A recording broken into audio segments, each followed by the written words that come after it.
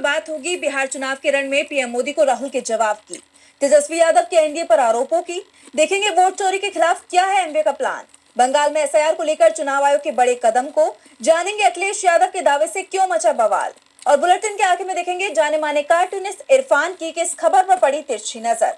लेकिन दिन भर की तमाम बड़ी खबरों से पहले एक नजर आज की सुर्खियों पर। आवारा कुत्तों के मामले में सुप्रीम कोर्ट ने बिहार के मुख्य सचिव को किया तलब, चीफ सेक्रेटरी को पेशी से छूट की मांग ठुकराई, कहा चुनाव आयोग की चिंता चुनाव आयोग कर लेगा, 3 नवंबर को होना होगा पेश। हिमाचल की संजौली मस्जिद को तोड़ने का आदेश, जिला अदालत ने नगर निगम शिमला की अदालत के फैसले को रखा बरकरार, मस्जिद का ढांचा अवैध करार, हाईकोर्ट जाएगा वक्फ बोर्ड। जम्मू कश्मीर विधानसभा में हंगामा, बाढ़ प्रभावित इलाकों पर चर्चा की मांग को लेकर एनसी बीजेपी विधायक आपस में भिड़े, विरोध करने वाले बीजेपी विधायकों को मार्शलों ने निकाला बाहर। और लाल निशान पर बंद हुआ शेयर बाजार, 592 अंकों की गिरावट के साथ 84,404 पर बंद हुआ सेंसेक्स, तो 176 अंकों की गिरावट के साथ 25,877 पर बंद हुआ निफ्टी। ये तो थी सुर्खियां। अब बात आज की सबसे बड़ी खबर की। बिहार विधानसभा चुनाव में आज प्रधानमंत्री नरेंद्र मोदी और कांग्रेस नेता राहुल गांधी आमने सामने आ गए। एक ही दिन दोनों ही दिग्गज नेताओं की रैलियां हुई। एक तरफ राहुल की रैली में जबरदस्त भीड़ जुट रही है, तो दूसरी तरफ पीएम मोदी की रैली से जो वीडियो सामने आ रही हैं, उससे एनडीए नेताओं के ही होश उड़े हुए हैं। तो प्रचार में कौन पड़ा भारी, जानने के लिए देखिए रिपोर्ट। राहुल गांधी के बिहार के चुनावी रण में उतरते ही बाजी पूरी तरह से पलटती दिख रही है। कांग्रेस नेता ने अब नीतीश कुमार के गढ़ नालंदा में बड़ी रैली कर एनडीए की चिंता को बढ़ा दिया है। राहुल ने नीतीश कुमार को मजबूर सीएम बताते हुए कहा कि उनका रिमोट पीएम मोदी के हाथ में है। बिहार को नीतीश नहीं चलाते हैं, सरकार अमित शाह मोदी चलाते हैं। पीएम मोदी पर हमला करते हुए कहा कि मोदी ट्रंप से डरते हैं। 50 बार अमेरिकी राष्ट्रपति ने बोला है, मैंने नरेंद्र मोदी को डराकर ऑपरेशन सिंदूर बंद कराया है। मोदी डरपोक हैं। इस मर्द से ज्यादा दम इंदिरा में था। मोदी ट्रंप को जवाब नहीं दे पा रही। वो महिला थी, इंदिरा गांधी जी महिला थी, मगर इस मर्द से ज्यादा दम उस महिला में थी। राहुल ने पीएम मोदी को डरपोक बताया, साथ ही यहाँ तक कह दिया कि वोट चोरी नहीं होती तो मोदी प्रधानमंत्री नहीं बन पाते। उन्होंने कहा, वोट चोरी नहीं होती तो हिंदुस्तान में महागठबंधन की सरकार होती। महाराष्ट्र हरियाणा में वोट चोरी क्यों की? क्योंकि वो जनता की आवाज से डरते हैं। वोट चोरी कर बार बार चुनाव में जीते, अब संविधान को खत्म करने में लगे हुए हैं। राहुल गांधी ने मोदी और नीतीश कुमार पर निशाना साधा तो पीएम मोदी राहुल के आरोपों का जवाब नहीं दे पाए। पीएम की भी आज बिहार में रैलियां हुई, लेकिन वो पहले की सरकारों को ही कोसते रहे। एक तरफ विपक्ष बिहार में कानून व्यवस्था की स्थिति को लेकर चिंता में दिख रहा है, तो पीएम मोदी ने कहा कि 20 साल पहले बिहार में जो सरकार थी उसमें कट्टा क्रूरता का राज था, वहाँ कानून दम तोड़ देता है। प्रधानमंत्री ने महागठबंधन के घोषणा पत्र को गुमराह करने वाला बताया, जबकि तेजस्वी यादव पहले ही दावा कर चुके हैं कि घोषणा पत्र में लिखा हर वादा पूरा किया जाएगा और इसके लिए समय सीमा भी पहले से ही तय कर दी गई है। राहुल गांधी के तीखे हमलों से पीएम मोदी और एनडीए बैकफुट पर दिखाई दे रहा है, तो चुनाव आयोग पर भी सवाल उठने लगे हैं। तेजस्वी यादव ने दावा किया है कि चुनाव आयोग एनडीए की मदद कर रहा है। आचार संहिता लागू है, फिर भी सरकार के खजाने से जनता में पैसा बांटा जा रहा है। तो क्या कुछ कहा तेजस्वी यादव ने, देखिए इस रिपोर्ट में। बिहार में चुनाव प्रचार के दौरान सीएम उम्मीदवार तेजस्वी यादव के आक्रामक तेवर देखने को मिल रहे हैं। वो लगातार डबल इंजन सरकार पर हमला बोल रहे हैं और अब तेजस्वी चुनाव आयोग पर बरस पड़े।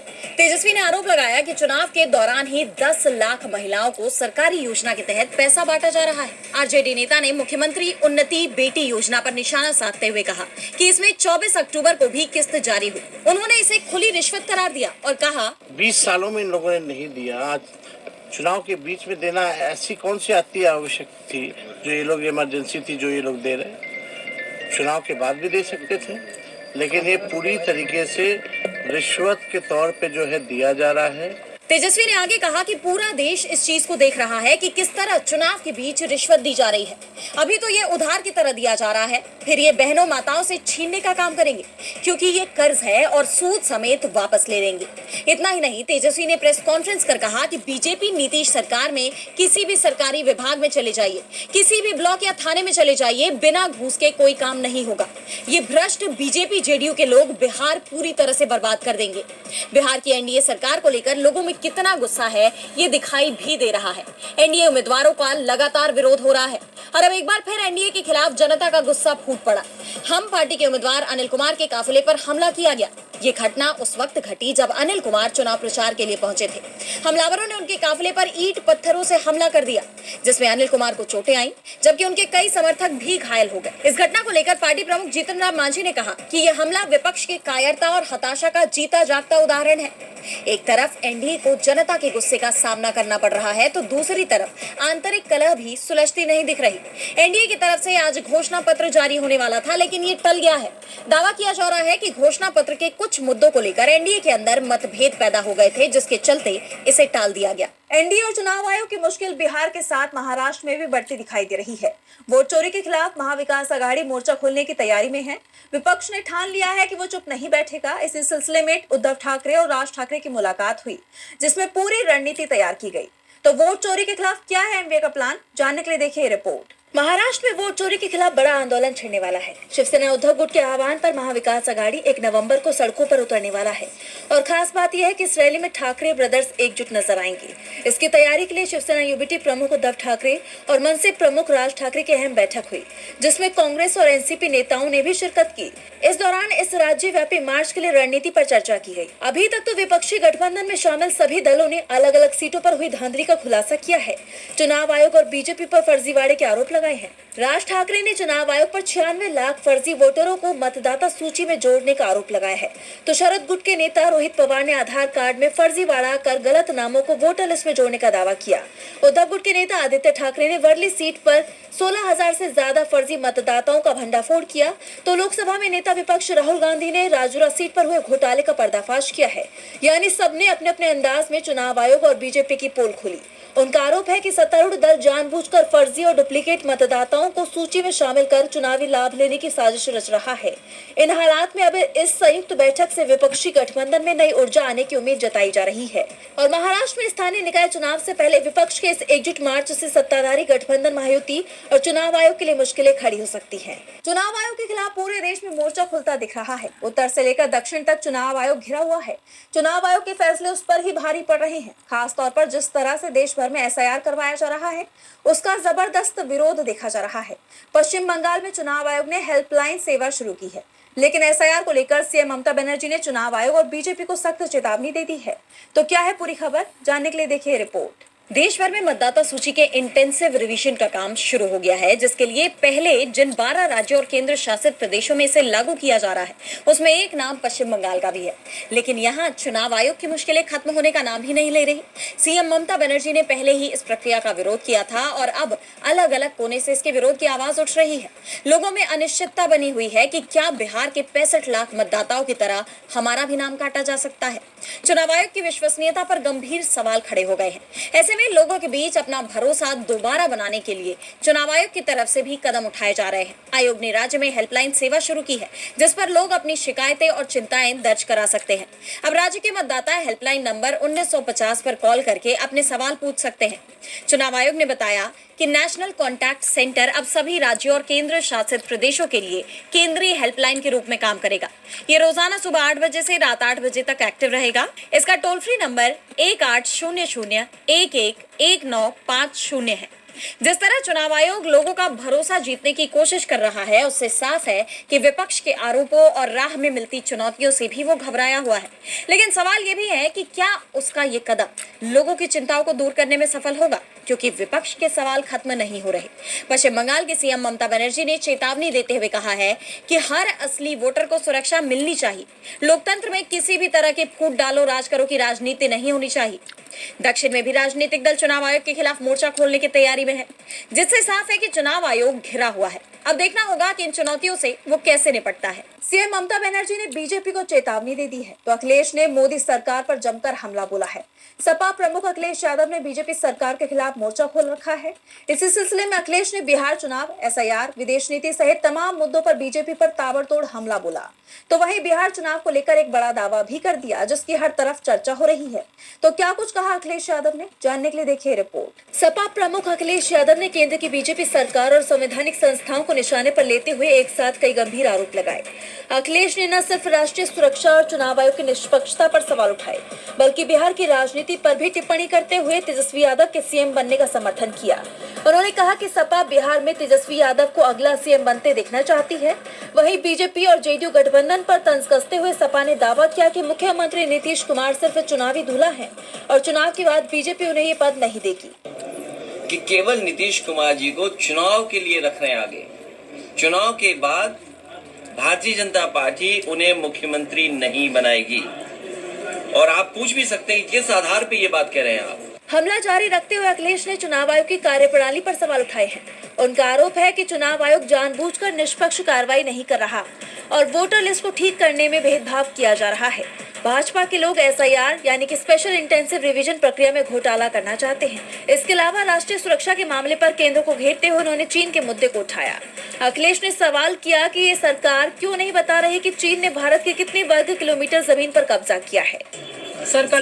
और चीन ने हमारी कितनी जमीन कम छीन ली, ये भारत सरकार अभी तक बताने को तैयार नहीं कि हमारी जमीन कितने वर्ग फीट है, कितने स्क्वायर किलोमीटर भारत का हमारा एरिया है। क्या हम सब लोग भारत के एरिया को नहीं जानना चाहते? इसके अलावा अखिलेश ने कहा कि अमेरिकी राष्ट्रपति ट्रंप ने PM मोदी का अपमान किया है और आरोप लगाया है कि अमेरिका हमारा मजाक उड़ा रहा है। सोचिए, क्या आप कल्पना कर सकते हैं कि एक अमेरिका आपका मजाक उड़ा रहा हो, जैसे हम ये कहें कैब में किलर लग रहे हैं। इस भावना से वो प्रधानमंत्री को बोल रहे थे। To think that you're getting all of these tools in one. तमाम मुद्दों पर अखिलेश के हमलों ने बीजेपी और चुनाव आयोग की टेंशन बढ़ा दी है, तो वहीं तेजस्वी का समर्थन कर महागठबंधन को और मजबूती दे दी है।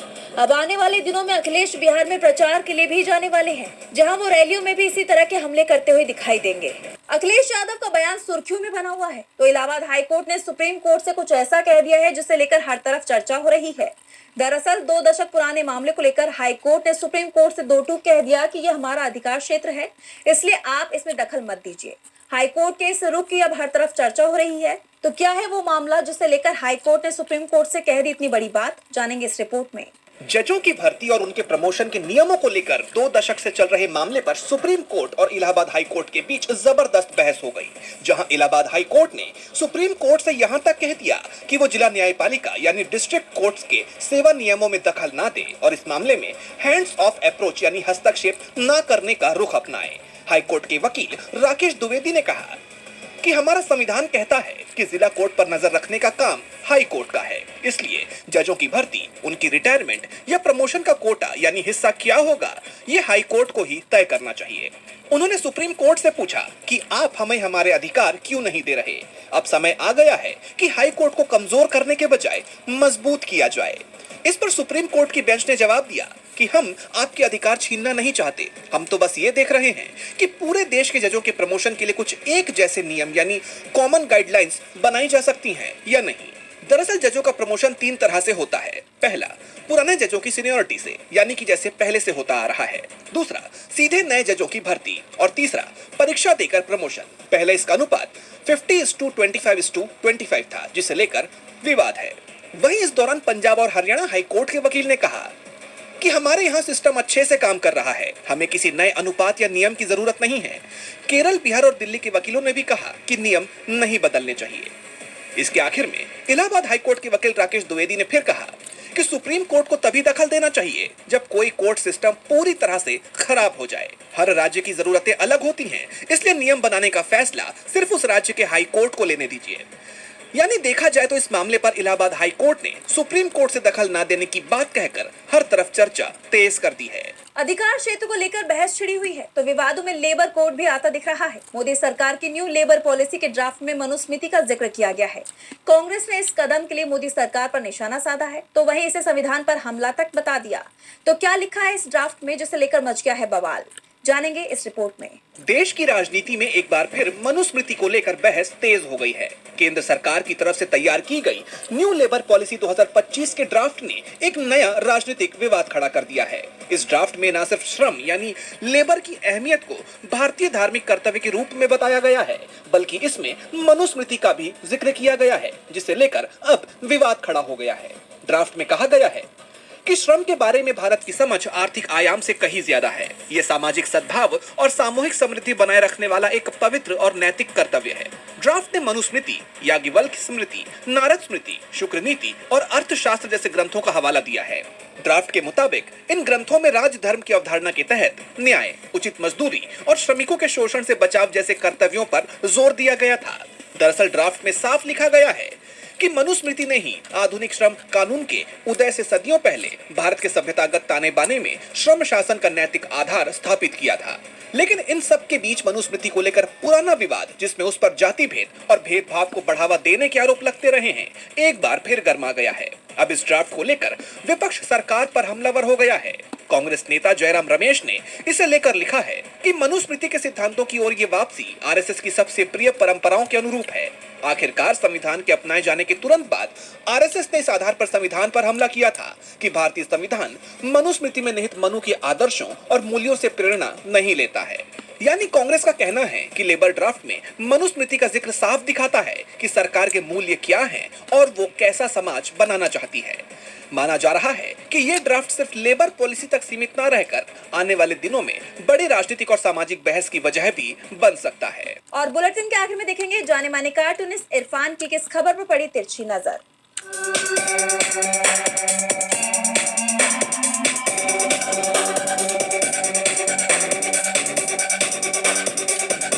क्या बिहार में नेपाल जैसे जैनजी आंदोलन की भनक लग रही है? ये तो वहाँ के सत्ता में 20 साल से काबिज विधायक और मंत्री ही बता सकते हैं, क्योंकि ताज़ा घटना में हम के एनडीए समर्थक विधायक की जनता ने वोट मांगते वक्त धुंधाई कर दी है। वोट मांगने पर पिटाई का मतलब साफ है, 20 साल का हिसाब, क्योंकि अब जनता की बारी है।